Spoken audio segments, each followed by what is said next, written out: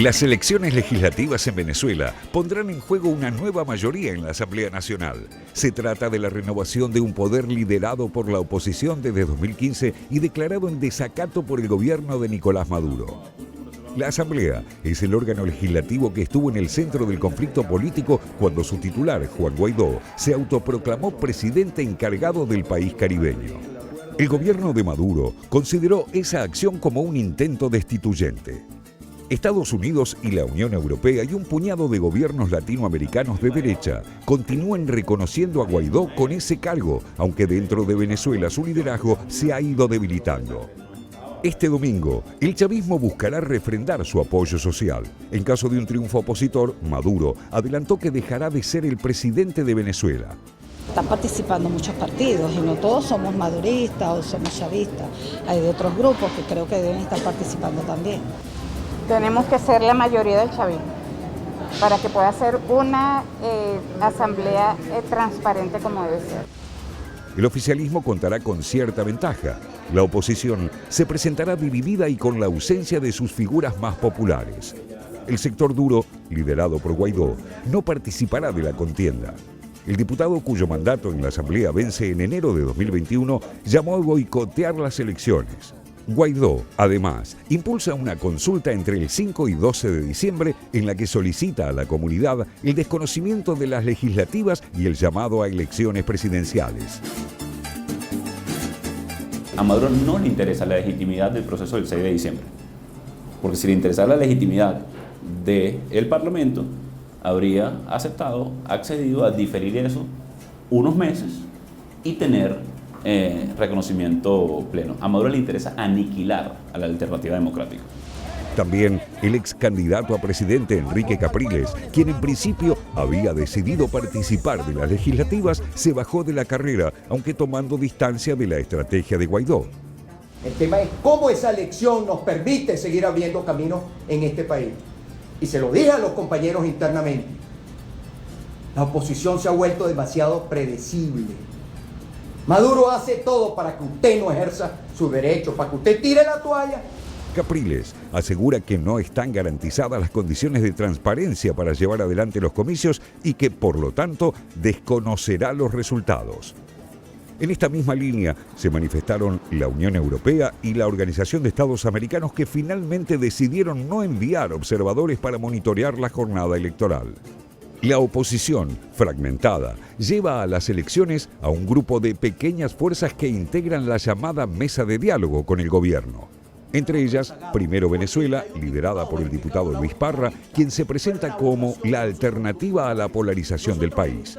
Parra asumió en enero pasado una presidencia paralela a la de Guaidó en la Asamblea Nacional. Va a surgir una nueva oposición de las elecciones del 6 de diciembre. Va a surgir un proceso hacia un nuevo liderazgo opositor. Y quedará en el olvido y en la derrota y en la soledad Juan Guaidó, Julio Borges, Leopoldo López y Henry Ramos Alud, que representan el pasado de una vieja oposición fracasada. Las elecciones se realizarán en un escenario de profunda crisis económica. Para el chavismo, la principal causa de la debacle es el bloqueo impuesto por Estados Unidos. Las sanciones de Washington se concentran en el petróleo, la principal fuente de ingreso de divisas al país. Ahora, la expectativa está puesta en Joe Biden, el presidente electo de Estados Unidos, y en el rumbo que su política exterior le dará a la relación con Caracas. Ambos países rompieron sus vínculos diplomáticos en 2019. La del domingo será una jornada bisagra que, sin resolver los problemas de fondo de Venezuela, pondrá en escena las nuevas disputas políticas que se avecinan y que, sin duda, tendrán un fuerte impacto en la región.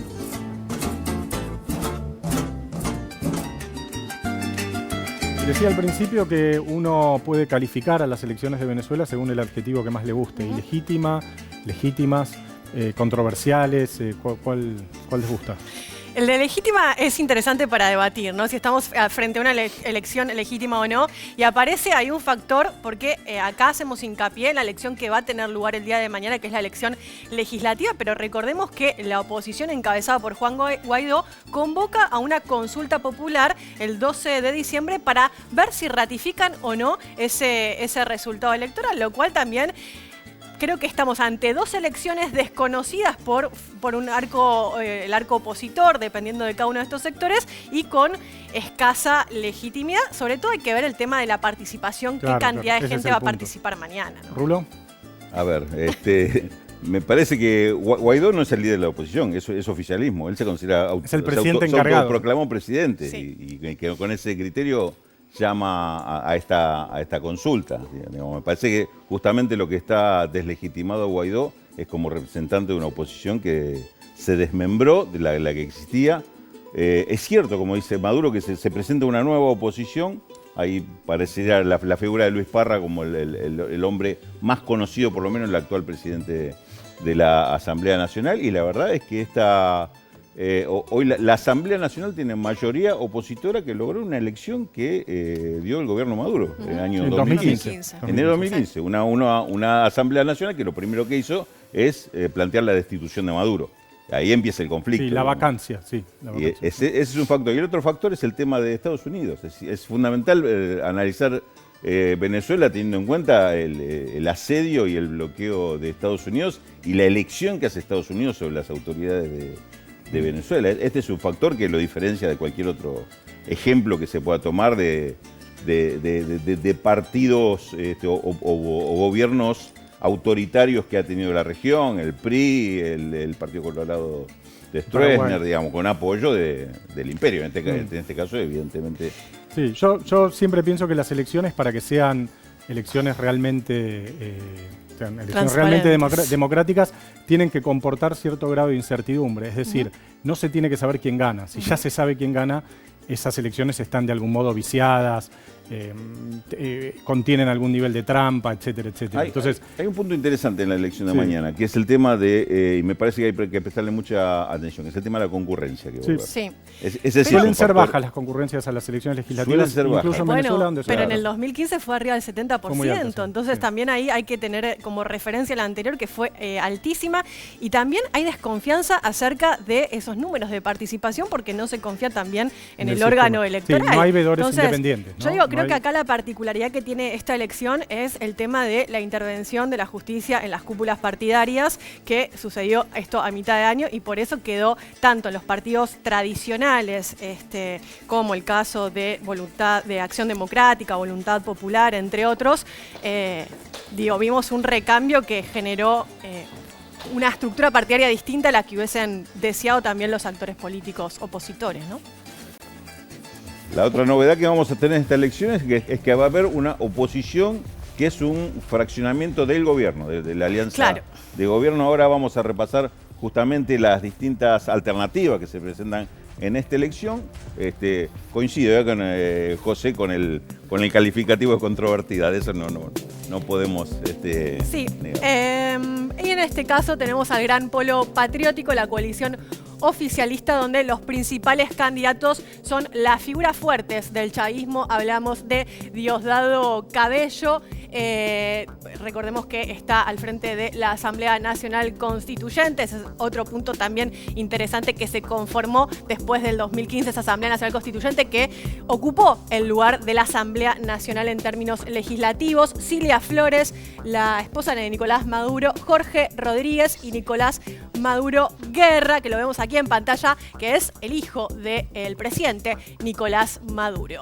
Una de las opciones de oposición es la Alianza Democrática, y acá empiezan los nombres que no son conocidos, por lo menos fuera de Venezuela. Partido Avanzada Progresista, Cambiemos, hay otros aliados, en general son frentes que se han formado. Javier Bertucci, Juan Eleazar Figalo y Timoteo Zambrano son los candidatos principales a ocupar bancas en la nueva Asamblea Nacional.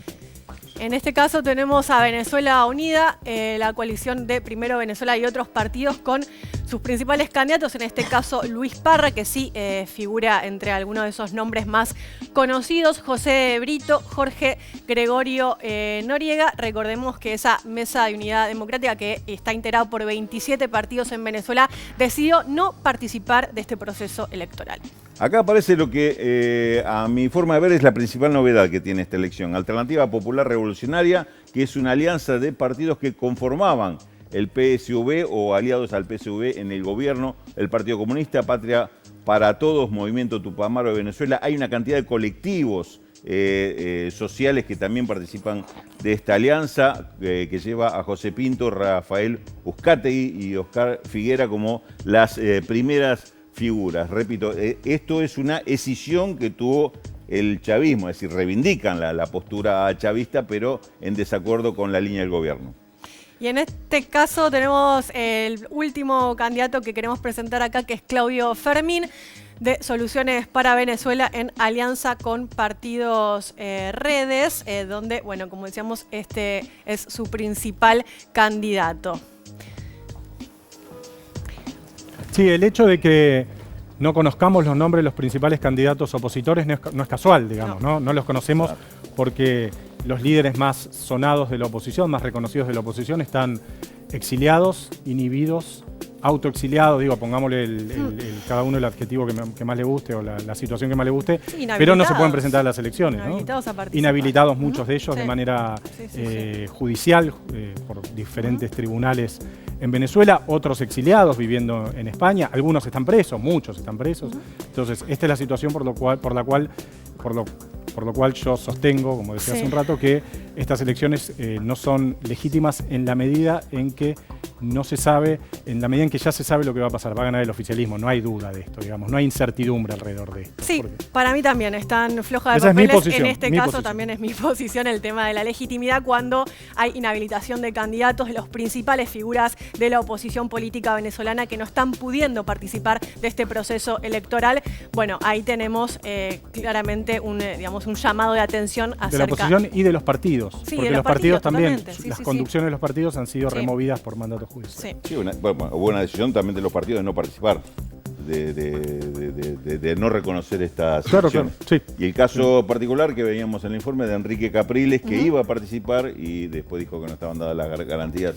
Sí, Capriles fue el que estuvo más cerca, hizo un intento con la Unión Europea, posponiendo la fecha, con algún tipo de fiscalización internacional de los comicios, y después decidió que no estaban dadas. En el caso de Luis Parra y otra de las agrupaciones que veíamos están participando de una mesa de diálogo. Es una alternativa que están buscando de armar una oposición, generar una oposición, pero no en el tono rebelde que tenía la oposición anterior, que inclusive protagonizó varios actos de violencia. Inclusive esperemos que mañana no ocurra, pero otras elecciones se dieron en el marco también de fuertes actos. Y el tema también es qué va a participar, qué va a pasar con el día posterior, ¿no? Porque, digamos, ellos desde la oposición dijo que no va a dejar la asamblea y eso, bueno, va a generar de vuelta una reactivación de dos poderes paralelos que no se reconocen y ¿cómo se resuelve eso? Hay un punto también en el cual el gobierno de Maduro necesita que varias de las decisiones sean refrendadas por la Asamblea Legislativa,